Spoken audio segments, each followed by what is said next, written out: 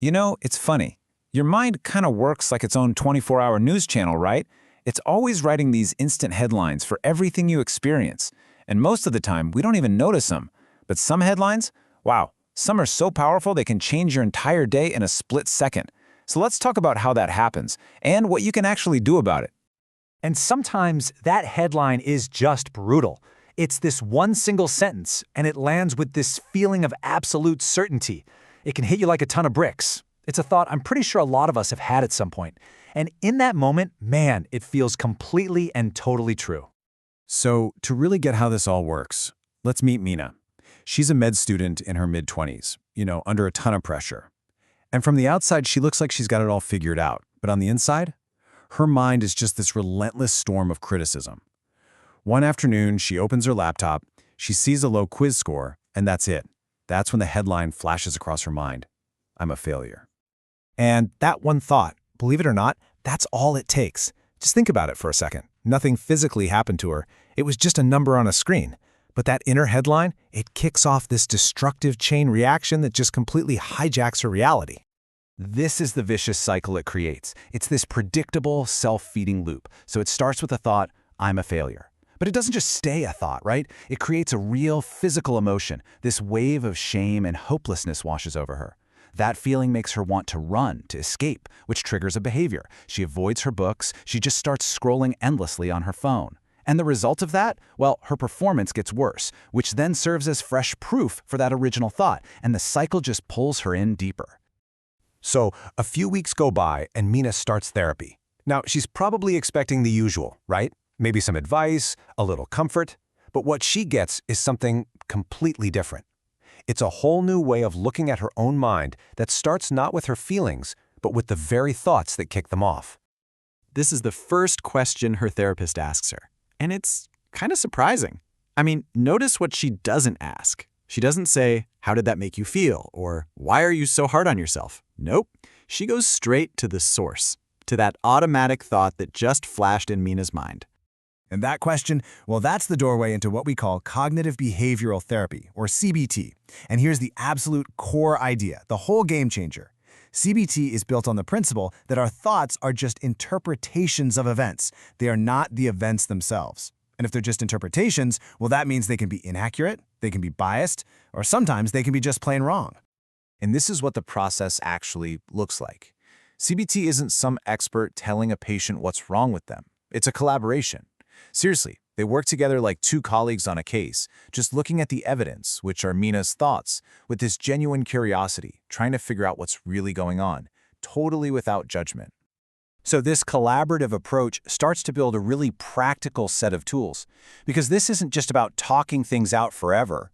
It's about learning concrete, hands-on skills to spot, to challenge, and ultimately to rewrite those really powerful inner headlines. Okay, so the first step is just awareness. The therapist asks Mina to start writing down her automatic thoughts. And pretty soon, she starts to see these patterns, what CBT calls cognitive distortions. It turns out her mind has these favorite tricks it likes to play. It catastrophizes, turning one bad quiz into a total career-ending disaster. It overgeneralizes, making one weakness feel like her entire identity. Her mind isn't broken. It's just running on some really biased software. And this is where they put the toolkit into action. They take one of her classic headlines, I will never succeed, but instead of just accepting it as fact, they put it on trial. They start looking for evidence. What facts support this thought? What facts contradict it? And slowly, carefully, Mina starts to draft a new, revised headline. Now notice, it's not some super positive fantasy. It's a balanced, accurate statement that acknowledges the disappointment, but also opens the door to possibility. And that right there is the key. This whole process is called cognitive restructuring. And the goal is not to force yourself into positive thinking. The goal is to get to accurate thinking. It's all about lining up your thoughts with what's actually real, instead of letting them run wild with fear and distortion. But CBT doesn't stop with thoughts. It also tackles our actions. See, Mina is still feeling really down, totally unmotivated. And her depression is whispering, hey, just wait until you feel better to do anything. But CBT has a radically different answer. Move first, and your feelings will follow. This amazing tool is called behavioral activation. So the plan they come up with is deliberately simple. I mean, it's almost laughably small. No big life overhaul, just one short walk, one coffee with a friend. These tiny, manageable actions are designed to do one thing: break the inertia. Because action creates its own momentum. And slowly, one small step at a time, her world starts to feel a little bigger again. So, with her motivation slowly coming back, Mina and her therapist decide to tackle a much deeper fear: public speaking. Every single time she's avoided it in the past, her anxiety got this little temporary reward, right? Which just reinforced the idea that avoidance is what's keeping her safe. While CBT flips that script completely with a tool called exposure therapy, which is designed to teach her brain a brand new lesson. They create what's called an exposure ladder to face the fear in small, controlled steps. She starts with something low stakes, like just making one comment in a small group. Then she moves up a rung, asks a question after class. Each time, yeah, her heart races, but the catastrophe she's always imagining never actually happens.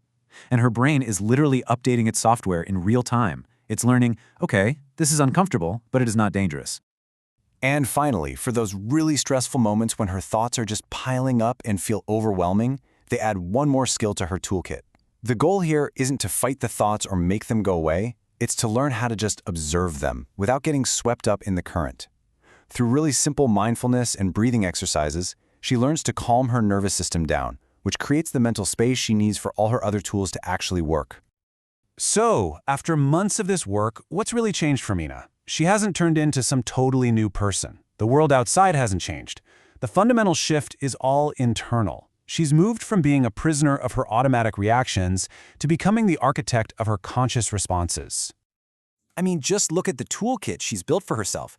She can now spot a distorted thought the second it pops up. She has a real method for challenging it. She knows that action comes before motivation. She's learned to walk towards fear instead of running away from it. And through all of this, she's rebuilding something that had been gone for a long, long time: trust in herself.